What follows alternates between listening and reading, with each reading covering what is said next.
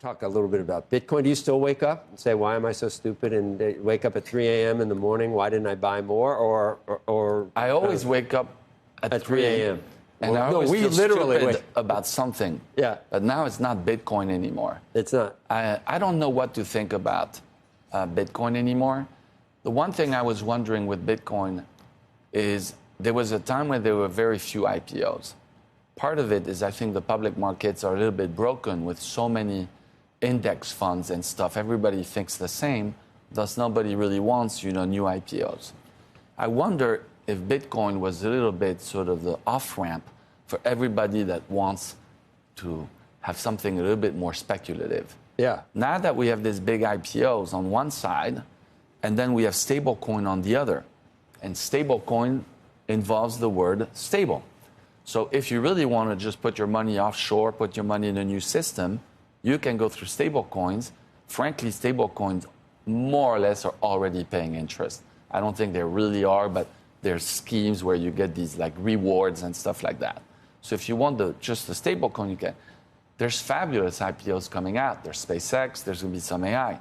And I just wonder, well, where is Bitcoin now? And the purpose of Bitcoin, and a little bit what you need to believe, is almost this maximalist view about Bitcoin. Like when I speak to people about Bitcoin, it's a bit like a cult. You're either in or you're not.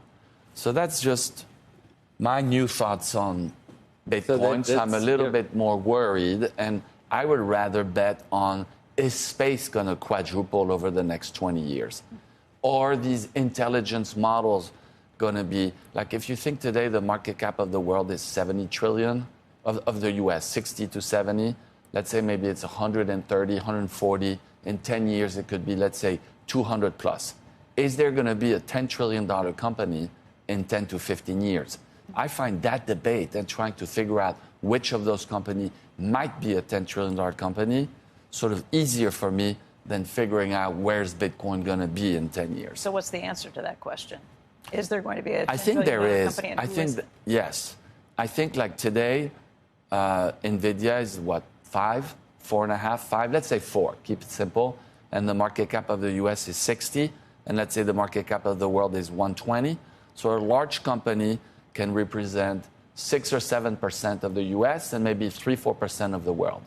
So in the future, could a company be worth 5% of the world? No, that would be 10 trillion. In essence, if the world someday in 10 years or so gets to 200 trillion, and which one could it be?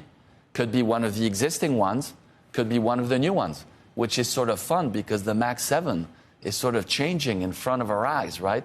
It's really no longer quite the same. First, I think it's more like Mag 11, Mag 12. If you think that the Mag is every company over $1 trillion, so you've got 11 or 12, I think Berkshire, Eli Lilly, there's a couple non-tech ones, but you've got TSM, Broadcom, you've got a few others.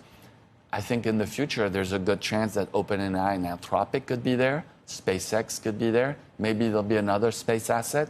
Who knows? Maybe Blue Origin or something like that could turn out to be a second very large company in space. So I find what's fun for me and what keeps me going is to imagine sort of this index of the future and who's going to be in that index of the future. And if you can do that and sort of stomach the daily volatility like today, then you should be able to do well. You said 5 great ideas. We didn't get all 5, but I know you have maybe a future one right now in Agentic AI, and you've even referred to it as almost a Big Bang moment, right? Is that one of I have found, in thinking about Anthropic in particular, and OpenAI is doing equally well. Sometimes Anthropic does a little bit better. Maybe like now, I'm convinced that at some point OpenAI will do a bit better. Then it will be Anthropic. To me, the 2 key questions on the models is, one, there's this view that somehow models are going to be free, that you have these open source and is intelligence going to be free. I don't think so. I think people are going to want to sort of do business with the best models in the world. And also, you could have the best model that's expensive, but you could have the Anthropic model from 3 years ago that's like super cheap. So Anthropic could both be cheap and not. With respect to these models, all the stuff around agents and the ability to have thousands of people working for you, that sounds like one of the bigger ideas, at least in my investment career. this concept that you sort of go to bed at night, there's 1,000 people working for you, and you got all this work done and ready for you the next day. It's a new way of working. I'm having a hard time. I'm still like scribbling on a piece of paper, my notes and stuff like that. But I see people, even in our own office, the way they come up with new ideas and the productivity they get from AI. It's really there, and it's still moving quickly. So, and you would participate in that the way that you are already. I think through Anthropic, through OpenAI, and I also think, and it's a bit of a shame, like, why are these companies not public earlier? And why isn't it that retail and small investors can't get access to them earlier? And I was going to ask you about that, because you still have some nice fees with but you've opened up. Why did you do that? You didn't need to bring in retail people to participate with your genius. Correct. Our business has sort of been mostly an institutional business.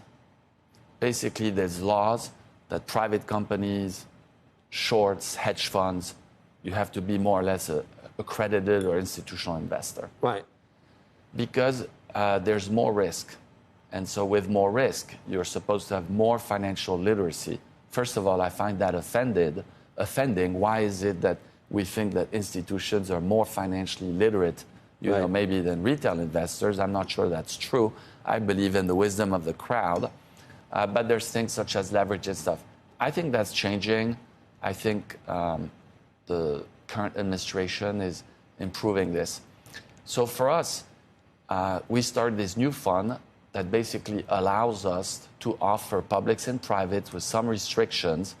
And I do think that in the future, and this is one of the reasons why private markets are so big, private markets in debt became very big precisely because, in my mind, the public markets in debt, they were too dumb, too simple. Oh, if you're not AAA, I'm not lending to you. Great. People found an opportunity.